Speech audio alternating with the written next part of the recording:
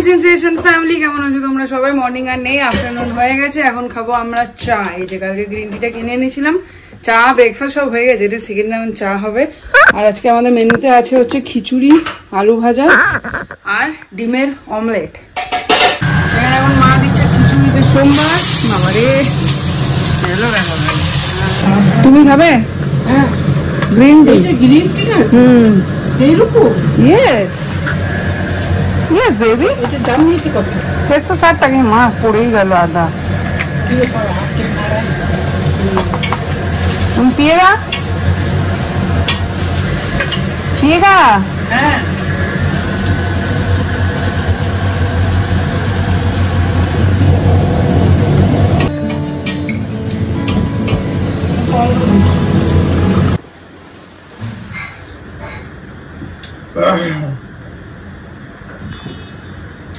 কেমন পয়সা নিয়েছে?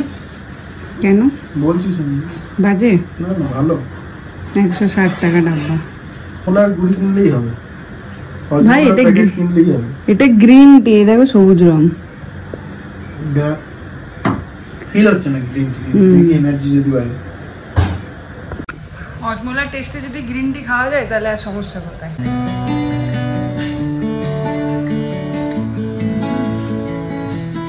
জাস্ট বসে বসে একটা দারুণ খবর পেলাম। তোমাদের মনে আছে হয়তো আয়ুষকে, তোর মা জাস্ট আমাকে একটু আগে মেসেজ করেছিল যে ওনারা blessed with twins baby girl. So ভীষণ খুশির খবর, ভীষণ ভালো লাগলো শুনে। সবাই সবাই সবাই আশীর্বাদ করো ওদেরকে, আর খুব খুব খুব সুস্থ থাকুক, ভালো থাকুক মা বাচ্চা সবাই, এটুকুই চাই। সেই বলে না, ভগবান যখন দেয় ডবল করে দেয়, দ্বিগুণ করে দেয়, সেরকমই ফিল হলো আবার। থ্যাংক ইউ মনে রেখে আমাকে ইনফরমেশনটা দেওয়ার জন্য। আমাদেরকে এত এত এত ভালো লাগলো তুমি যে মনে রেখে আমাদেরকে ইনফরমেশনটা জানিয়েছো। সো অনেক অনেক অনেক ধন্যবাদ তার জন্য। খুব ভালো থেকো, সুস্থ থেকো, আর কি বলবো, খুশি থাকো।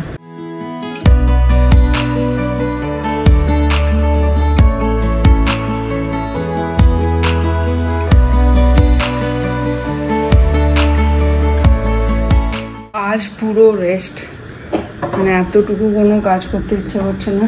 যদিও ব্যবসার অনেকগুলো কাজ পেন্ডিং আছে, বাট স্টিল আজকে ইচ্ছে করছে না। ওই জন্য জাস্ট ঘরের কাজটুকু সেরে এখন রেস্ট নেব। অরিন্দমগন অফিস করছে, মা আমি ঘরে রেস্ট করছে। আমি এখন একটু মা দেখবো, মা নেটফ্লিক্সে মাটা রিলিজ হয়েছে, ওটাই দেখবো। তো আজকে হচ্ছে খিচুড়ি, ডিম ভাজা, আর এখানে সবজি আলু ভাজা।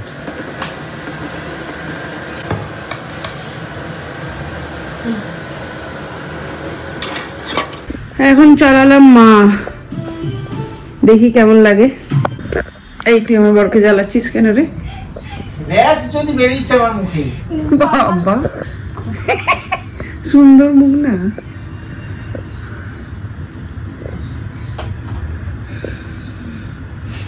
কানে দি দে, কানের ফুটো। পেটে পেটে পেটে মুলি।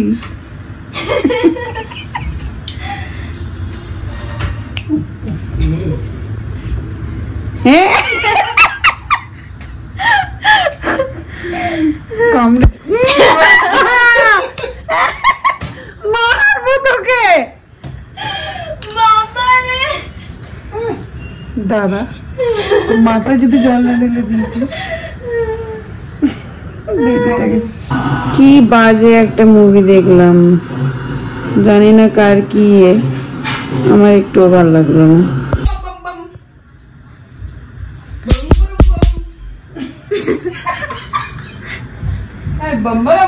হয়ে গেছে, গল্প শেষ। দুধটা গরম হলো তাহলে? না, দুধ নাই, কি করে গরম হবে? দই আছে, দই না। কি অত্যাচার, কি অত্যাচার! দুধ ওটস খাবেন না, দই ওটস খাবেন না, ওনাকে শুধু ম্যাগি, পিজা, পাস্তা। না না কি এখন ওনাকে চিড়ে ভেঙে দিতে হবে? না, চিড়ে চাপটা করে দেবো না, চিড়ে ভেঙে দিচ্ছি একবারে। 3 কাপ চা রেডি। কেমন হয়েছে মুড়ি মাখা? কি মুড়ি মাখা খেতে ভালোবাসে? এ নাও চা নাও। এসছে দুই পড়িতে। তোমার ঠান্ডা লাগছে না? ওই যে আরেকজন পিছনের জন্য ঠান্ডা লাগছে না? পা খালি কেন?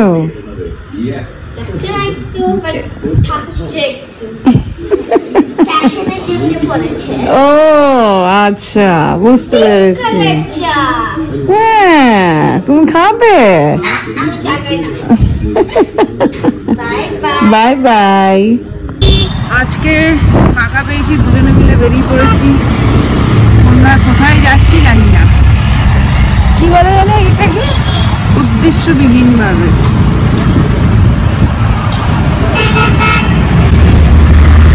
একদম গলি গলি দিয়ে আসার সময় একটু চিকেন নিয়ে এলাম, গিয়ে একটু রুটি আর মাংস বানাবো। শুক্রবার, কেউ দুধ ভাত খাবে না, ওই জন্য। তুই সব জেনে গেছিস না? আপনাদের বাড়িতে আপনাদের welcome. Thank you thank you thank you. কি খাবেন বলুন? কি খাওয়াবেন দিন? কি খাওয়াবেন? এই যে কালকে ওর মাকে নিয়ে যা পার্লারে ঘুরিয়ে আন। চলো তোমাকেও দেখি আমরা। এমন কি আছে পার্লারে এত কম টাকা নিচ্ছে কেন? আরে অনেকজন ফোন করেছে আজকে। শুধু হেয়ার স্পা করতে এইখানে 1200 টাকা নেয় স্টার্টিং বেসিক। আর ওইখানে যে সব থেকে ভালো যে হেয়ার স্পাটা ওটা হচ্ছে তোমার 1800, সেটাও 60% অফ। আমি জিজ্ঞেস করলাম, কিন্তু আমার চুল এমনি নষ্ট হয়ে যায়, তাই জন্য তো দাম দিয়ে করিয়ে লাভ নেই। একটু খালি মাসাজ করবে, ওইগুলোই ভালো লাগে। যাও ঘুরে এসো কালকের সাথে। অমনি করে আগের সপ্তাহে ইন্দ্রজিৎকে অমনি করেছে ওরা। ইন্দ্রজিৎ নেহাত ভালো ছেলে বলে ওর সাথে বন্ধুত্ব রাখে। তা বলে তুমি কথা বলবে না? ওদের না কথা বলেও দেখেছো তুমি? আরো লোককে সাপোর্ট করো। ওরও ব্যাডমিন্টন থাকলে থোড়ি আমাদের জন্য দাঁড়িয়ে থাকতো, কাউকে পুছবেও না। না কালকে 4:30 থেকে। 4:30? হ্যাঁ, কালকে মেয়ের ক্লাস আছে, সকালে স্কুল আছে, ওসব প্ল্যান। কেমন খেতে? এটা ভেতর থেকে বার করে দিলাম, ওইটা ঝুলছে ওখানে। এখানে লেগে পড়েছি মাংস বানাতে, মাংস আর রুটি। কেমন লাগলো চাটা? দারুন দারুন, সত্যি ভালো।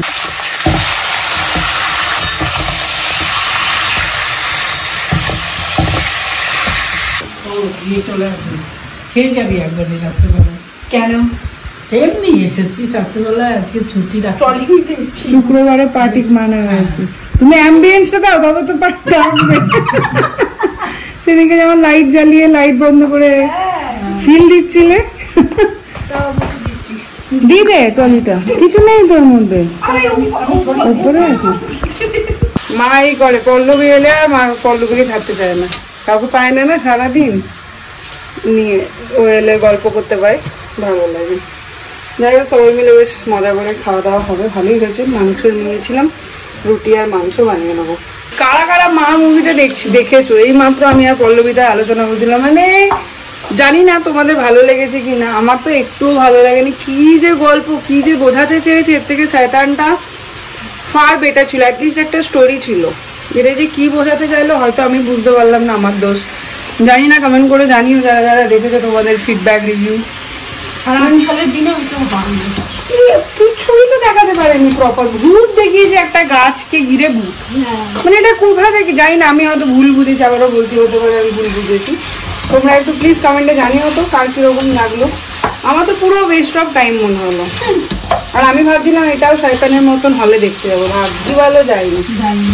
আজকে সকাল থেকে ভাবছি তোমাদের সাথে একটা স্টোরি শেয়ার করবো। অ্যাকচুয়ালি কাল রাত থেকেই ভাবছিলাম।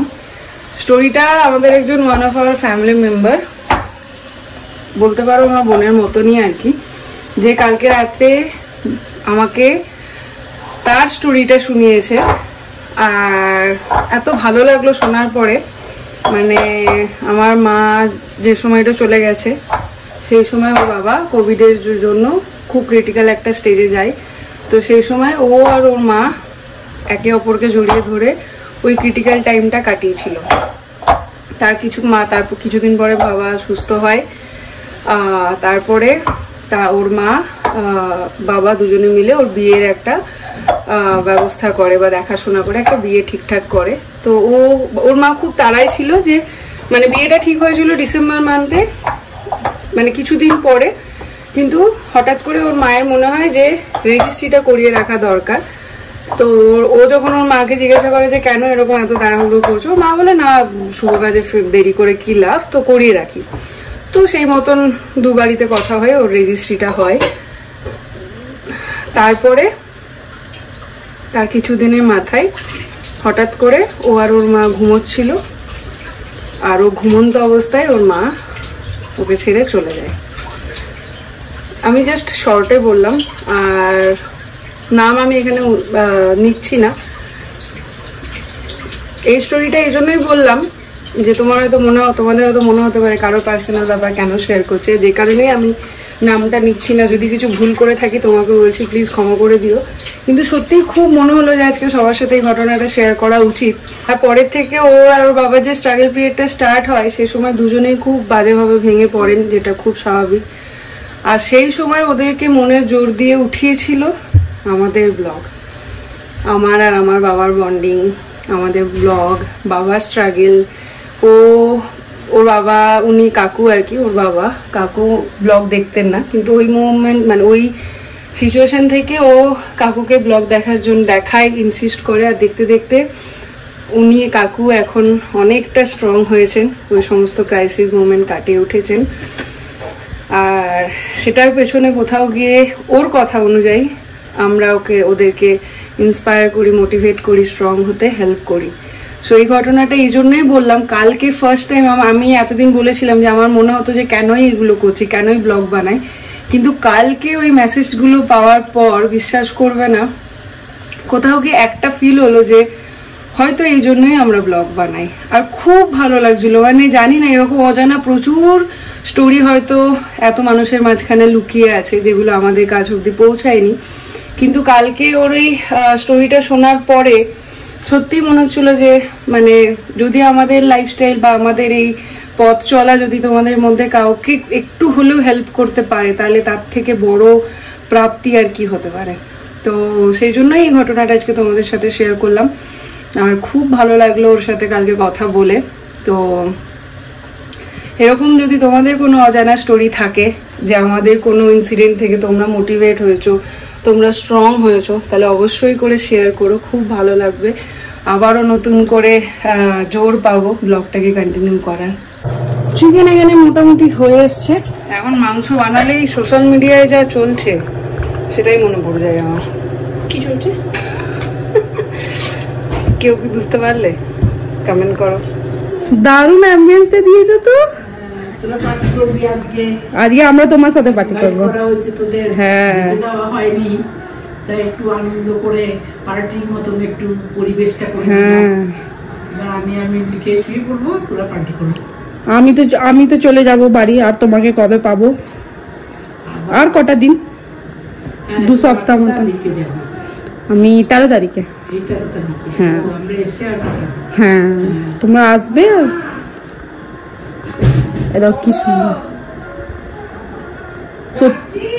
না ডাকেনি। এই লাইটটা কি সুন্দর লাগে, এই জায়গাটা জ্বললে পুরো রুমের এটা চেঞ্জ হয়ে যায়। পার্টি পার্টি দিদি তোমার এখানে একটু কামড়ে না বর্ণ বেরিয়েছে।